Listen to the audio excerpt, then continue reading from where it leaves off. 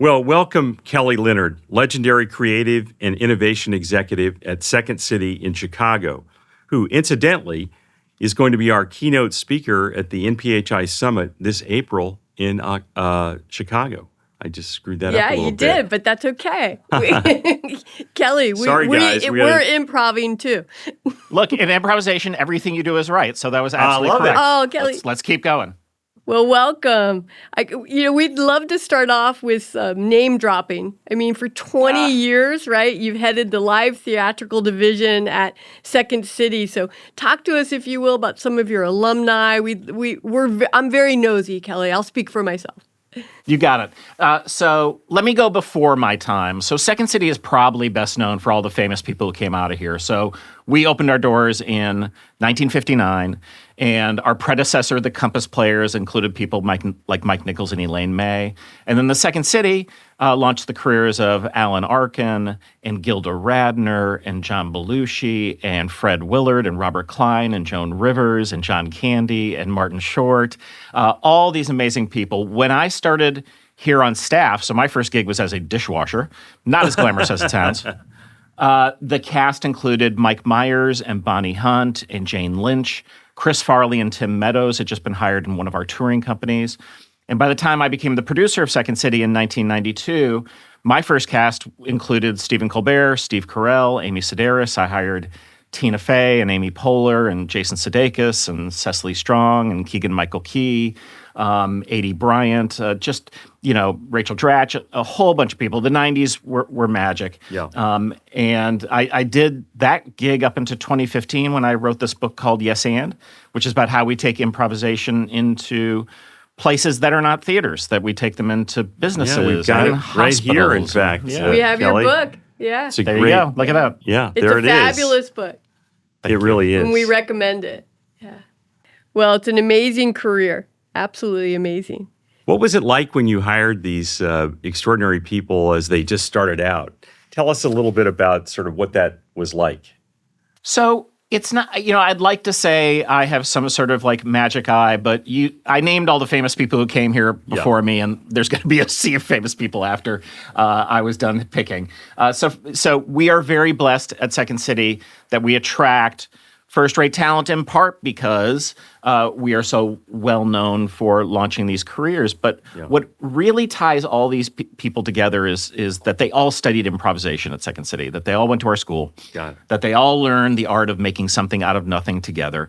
One of the things that's just has always sort of boggled my mind is that, yes, we are known for producing stars, but we have an art form that is hyper-focused on teams. And, the rules of improvisation are they have to make your partner look good. That, your job is to save your partner, their job is to save you. And it's entirely pro-social. So this building of teams, and we call them at Second City ensembles, is an orientation that these really great individuals take with them in their careers. So it's not surprising that if you look at the Colbert Report or 30 Rock or Parks and Rec, that all these shows just have tons of Second City people, not just, performing for the camera, but, backstage and the writing room and producing and all that stuff, because these people all share a language and they all share an approach to the work, which turns out, as we started collaborating with the behavioral science community, the neuroscience community, that there's science to back up why that's the case. Well, that's just extraordinary, isn't it? It's so fascinating to hear how this works, how they came to Second City and how they work together then to advance their careers. It's really, really exciting. And I love, I took a note here. I mean, save partners and share language, and that's what we do in healthcare. And so if you'd help us make that transition, because you've done so much work in that area and really helping medical professionals and leaders, and I'm in awe and inspired. So, yeah. So this all started, so soon after the book, I had decided to step down from producing day to day, and I kind of didn't know what I was going to do.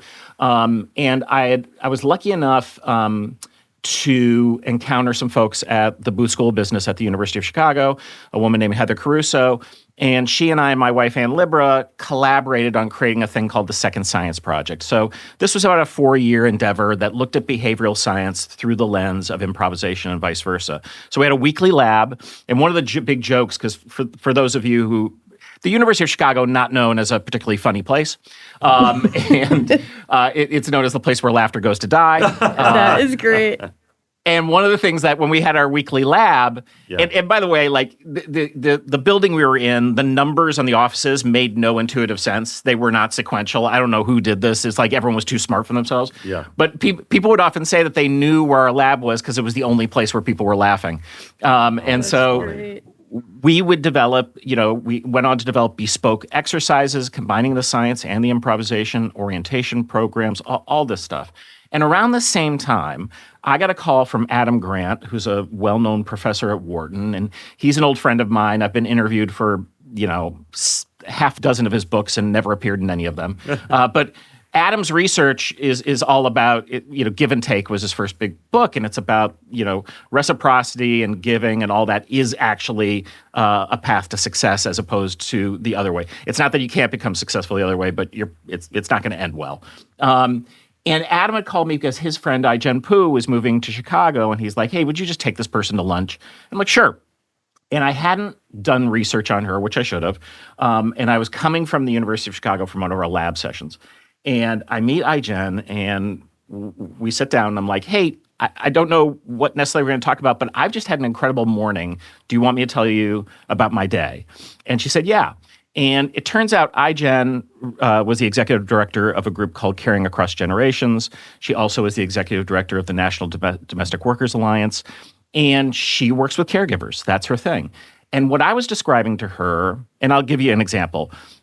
So my book is called Yes and that is a principle of improvisation. The idea there is that you get nowhere by saying no. You actually don't get that far by saying yes. You have to say yes and. You have to affirm and contribute ideas, and everyone has to do that. And so we had actually led the scientists that morning through the yes and exercise, and one of the things they had sort of asked us is, well, what do you do when you don't want to yes and someone and you need to stay inside the conversation? So I was messing with this problem, and I'm talking to Ai-jen about it, and she's like, Kelly, this stuff sounds incredible, and it would be great for caregivers. Yes. So just a few months later, turns out Ai-jen is curating the sort of health and wellness section of the Aspen Ideas Festival, and says, look, I booked us a slot. We're gonna announce a program that we haven't built yet. And so we did a presentation, and we're interviewed on stage by David Leonard of the New York Times. We did a workshop, and a woman from the Cleveland Clinic showed up at this workshop, and she's like, we got to do this. And so she funded what ended up becoming a 6-week program called Improv for Caregivers that we launched at the Cleveland Clinic, Las Vegas. And it was using science-based improv techniques to help caregivers of every stripe in terms of lessening their load, decreasing their burden, having a sense of agency, how to work together, how to navigate complexity. Because obviously, if you're an improviser, you have no script. So you are only able to work out your script with your partners in real time in front of an audience. It's all live. Yes, and that requires you can't be in judgment of self. You can't be in judgment of others. Right. You can't be in your fear brain. You can't be in your shame brain. And I've been in a number of these sort of healthcare scenarios where I'm like, oh, this is why this is so hard. It is cognitively taxing on everyone. So if you can build the skills to navigate this stuff more successfully as an ensemble with everyone, your outcomes are going to be better. Yeah. Well, Ai-jen is really an extraordinary person and so well-known and well thought of. And, the plight of caregivers is one that we are so familiar with. We worry about caregivers play such an important role in hospice and palliative care and supporting their loved ones. And yet they're often facing burnout, exhaustion, and, all of those kind of issues. I'm sort of curious about, as you did this, did you incorporate comedy in the dialogue or in the discussion? I think, comedy and sort of laughter can be an important element of communication that can transform the way caregivers feel. Curious if you built that in, because that could be such a great part of this. Yeah, it's interesting. So a few things on this. Improv and comedy are different. Yeah. However, comedy comes from improv just naturally. Sure. When you are sort of honestly mining your stories to create something with someone else, the odds are you're going to find something that's funny. So I happen to be married to a tenured professor of comedy. My wife, Ann Libra, runs the first ever major in comedy writing and performance at Columbia College. Oh my gosh, that's amazing. Yeah. And she's a longtime Second City director, and so she's lived in the improv world and the comedy world. And I'll give you an example. So this all blends everything together. One of the professors that we worked with at the University of Chicago is by the name of Nick Epley. Nick's awesome. He's got a book called Mindwise. Everyone should buy it. So he does research around self-disclosure. And one of his famous studies, and this is really about the fact that we don't self-disclose to our detriment. So one of his studies was he sent graduate students onto public transportation in Chicago, buses, L's, trains. And they had one job, which was talk to a stranger. And they journaled before they went out, and they were asked how they thought this would feel. And overwhelmingly, they're like, this is going to be terrible. I'm going to get in trouble. I'm going to get hit. It's going to be bad. And then they journaled when they came back, and guess what? It was fantastic. It was good. They had amazing conversations. They got phone numbers, all this stuff. That's so neat. Nick said to Anne one day in the lab, like, how can we create an improv exercise so that people can experience a lack of self-disclosure and what it feels like to actually self-disclose? Right. So Anne created this exercise called Universal Unique. And what it is we pair people up and we say, you're going to have a conversation about a banal subject matter like grocery shopping. Okay. And the two of you are going to discuss what it's like when human beings grocery shop. And you do that for about a minute. The universal we do this.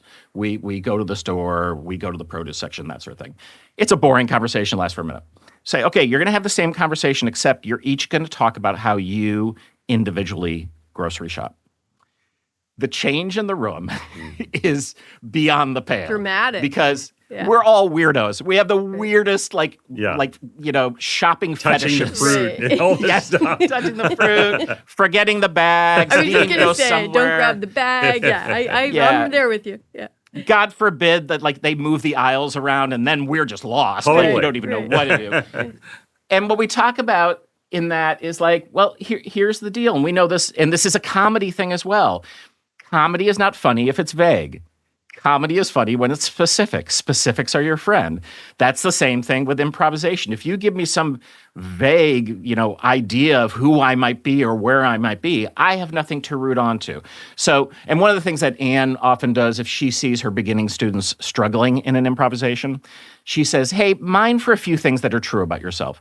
They don't have to be your deepest, darkest truths. It could just be like the way your dad is or how you grew up or whatever it is. And inevitably, of course, that becomes richer improvisation. So, we had a terrible experience, a tragic experience when our daughter Nora was diagnosed with cancer. This is 8 years ago. And she passed a year later. But we had, this is the thing. We had done the Improv for Caregivers program, and we had been through all that, and we'd been teaching this to other people, and then we found ourselves in this situation at Lurie Children's Hospital here in Chicago. Yeah. And Anne's an introvert. I'm not, as you can already tell. So this was not easy for Anne. It was easier for me. But what would happen was there are so many different caregivers coming into our room every day. Yeah. And then suddenly, right in, I think it's June, everyone changes. So what I would do every single time they came in is I would do this technique, which is the new person would come in. I go, hey, I'm Kelly. This is Anne. This is Nora. She also goes by Eleanor. We've worked at Second City for over 30 years, and we have a 100-pound Bernese mountain dog by the name of Benchley, who's an asshole. Who are you? That is great. I love that. And here's the thing. They would then tell us. Yeah. We would mine these Broke details. the ice immediately with that comment. Yes, and then they would see Nora, not just Cancer Girl, and they would see Kelly and Anne. And I remember, one of those times where it's like, we're at home and we're doing the fluids and all that stuff, and she's got a fever, and we're calling, should we go into the emergency room or not? I call, and they're like, yeah, come in. And we get there, and we saw one of the ER docs who we'd seen before, and he's like, when I heard it was you guys calling, I knew you were not panicking. I just trust you, so I told you to come in. Yeah. And it was like we developed shorthand with these people that really turned the whole situation into what I called an army of caregivers that we tackled. And the outcome didn't end the way we wanted to. Sure. But what happened that year was joy, friendships, laughter, playfulness, relationship building. We didn't take the year off. I mean, it was like Right. there's a phrase in improvisation: you got to play the scene you're in, not the scene you want to be in. Yeah. We just played the scene we were in, and that is something that I've taken with me out of that situation. And you then go through your grief and trauma phase, and then you get back in the game. Yeah. And we've been working with with nurses and doctors and all kinds of people doing this work. And what's great is that over that period of time, more and more the literature backs up what we knew to be true when we started this endeavor. I literally just finished a book right now, a really incredible book about navigating the sort of current terrain of incomprehensibility. And lo and behold, chapter 8 is about improvisation. So it's like that keeps popping up, and I feel very blessed that we were early on this track, but also that we get to bring so many people along with us, because it is this skills building. That's the thing. It's not role playing. It really isn't. Yeah. It's about, hey, if you become a better listener, you're going to know how to deploy that in a variety of situations, not just one situation, and many. So we're going to build your toolbox of listening and what that means, and that's the work we've been doing for so long. Well, what a tremendous opportunity to have you join us in Chicago and to work with our members and convey this information that can be so tremendously powerful for the caregivers that we all work with. Yeah, it's fabulous. And so sorry for your loss. And what a gift that you've paid this forward with helping other people and moving conversation forward and helping people. What would you say to our members? So we have 120 members. You'll meet them in Chicago. We're excited to have you with us. What's some tips that you would say as they're listening to this podcast of how they can help the people that are working directly with patients and families and supporting caregivers to be more present, to make sure that patient is seen and heard and validated? To listen. Yeah, to listen. Yeah, so the last time I went and saw my GP, I was so happy because she basically said, hey, are you cool if I record this so I can just look you in the eye and talk to you? Oh, that's neat. I was like, this is no typing on the computer while no you're typing, trying to, because that which that is used so to be all the offensive. thing. It was typing on the computer, looking at me. You're not even looking at me. It's like, no. If you look at me, you're gonna see some stuff. Yeah. Because and it's interesting. I'll give you a thing that I thought was fascinating. So in improv, before we did all this, we always talked about the need to be others focused. We understood this inherently, that's a good thing. You want to be others focused, to really concentrate on the other person. Yeah. It's deeper than that. So Heather Caruso, who was at U of C, and we worked on the program, she's now at UCLA. In a very early conversation, she's like, do you know William Swann's work on self-verification theory? And I think I said to Heather, I don't understand the words you just said. So, but as she described it to me, it was mind-blowing. So Swann, who's out of the University of Texas, has this thing called self-verification theory. So his idea here is that we think we want to be seen as our best selves, our prettiest selves, our smartest selves. That's not true. Swann says we want to be seen as we see ourselves. So if I see myself as clumsy, I need you to see me as clumsy so you won't throw me a ball, but I'm not going to tell you. So how do I get to understand how someone sees themselves? The only thing you can do is ask a lot of questions. You mine that space. So I know when I was in with my physician, I was like, drill me. Like, ask me everything. Yeah. Ask me everything, because at a certain point, I'm going to reveal something that I didn't even know was lingering down there. Because, it's like, I know, like, that the sort of, I forget the phrase for it, but it's like my blood pressure is high because I see the white coat. It's like, I always know that if you take my blood pressure again 10 minutes after I've been in this room, it's going to be down, And so the idea that listening is not just listening, it is hearing, it is seeing, it's understanding, and we're all sort of complex folks. And I'd say a lot of our work is for the patients, because if they don't understand that they have a sense of agency, one of the things that we realized early on at Lurie with Nora is that the one area that there were the most mistakes was in the take-home meds. And it's not surprising, given the fact that passes 4, 5, 6 different hands when you're going from the doctor to the nurse to the. And so we initiated a thing before we were discharged. We're like, let's just re-go through these meds and make sure they're the right ones and we understand what we're doing. And we'd find mistakes. But it was like, I didn't care about the mistakes because in improvisation, we're like very mistake friendly. We understand that failures are inevitable. We find our way through them so they don't become catastrophic, right? So this idea, and I know it's tricky with laws and people worrying about being sued, but the idea that we all just approach this thing with curiosity rather than blame. Yes. If we can replace blame with curiosity, we have an opportunity for a much greater sense of what's actually happening and problem solving and that sort of thing. And the other thing I would say for physicians and caregivers in general is that we work in dialogues, not monologues. So I do want to know your expertise, but your expertise is not the only thing that is going to make me well. I was shocked when I read the statistics around how many people don't take their meds. Right? Yes. Shocked, because it's like, this is, for me, it is very, and I've been on meds forever. I know how many I take at night, and I like this. It's not complicated for me, but also I come from privilege. I have other things that I do poorly, whatever. So what can we do, like right there? What's the intervention that we can do to say, hey, this is really important. Let's think about the ways in which you're going to make sure that you do this every night. Because I know. So during Nora's journey, I got diagnosed with a heart murmur. And they're like, did anyone ever tell you you had this? I'm like, no, I was just turned 50 years old. I go to the doctor every year. No one ever told me. Yeah. So I've got a leaky valve. Okay.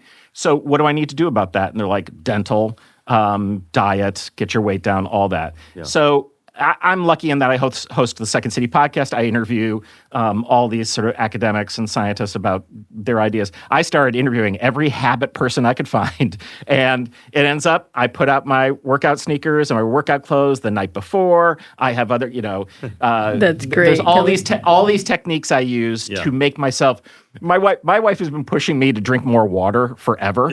And It wasn't until I was like, I'm really dizzy. And she's like, yeah, you might be dehydrated, you idiot. Yeah, right. I'm like, drink more water. So I just put out the tumbler, like that That's right here. great. It's on my desk. It is, and we laugh about it at Second City because we have this thing of we all know we should drink more water and none of us do it. It's what is wrong with us? So that's the other thing of you got your team. Talk about your thing. And I do this because if people, my buddies now in the sort of office here at Second City, if they don't see the water out, it's like, where's your water? They're worried about you. They're keeping up. Oh, keep yourself in check. Yeah. This is going to be a fantastic Chicago summit discussion. Our members are going to love the whole discussion. The ideas you're conveying are so powerful and important. It really is. It's an exciting opportunity. We can't wait to meet you in person, Kelly. Yeah. You're simply amazing. Thank people you. need to go and get that Yes and book. Yes, get the Yes and book. Right? This is fantastic. It's fabulous. It really is. I love that you're going to help our members help our patients, the patients that they care for, and the caregivers play the scene that they're in. We cannot, right? Isn't that a great and I line? think the love that. caregiver issues are among the most critically important issues that we actually have to deal with. We do. Yeah. Hey, can I just say one thing that's really funny? If you really want to see me laugh hysterically out loud, it's Rosanna Dana and the sweat ball that came when she was in the steam room. It was so great. And just talking to you and understanding she was one of your Gilda was the best. I know, and Gilda came out of our Toronto location. She also performed in Chicago. We just lost Catherine O'Hara. Yeah, it's so sad. Who actually, she took over Gilda's slot in the Toronto really? company. Oh, yeah. wow. Oh, wow. I didn't realize that. What Those loss. are two of my favorites right there. Yeah. I mean, can you even imagine? It's you have to be so sad you're losing Gilda, and you're like, who's this? And it turns out to be Catherine O'Hara. Yeah. But that's Second City. And that's the other thing of that you learn when you work here as a producer, where it's I didn't want Stephen Colbert to go, but his fame helped people, learn more about Second City, and then the next person to go into that slot was Adam McKay, who would go on to direct The Big Short and win Oscars and a bunch of funny movies as well. So that you build these ensembles, they change, but all the practices are the same. They all learn that, and that what makes this place so special. Yeah. Kelly, well, we Excellent. can't wait to see you in Chicago and the Second City Troop joining us at our summit. Thank you so much for being with us today. You're amazing. And gosh, I just think you're great. Thank you. Thank you. Thank you so friends. much. Really love this. Take care. Take care. All right, Bye-bye. thanks.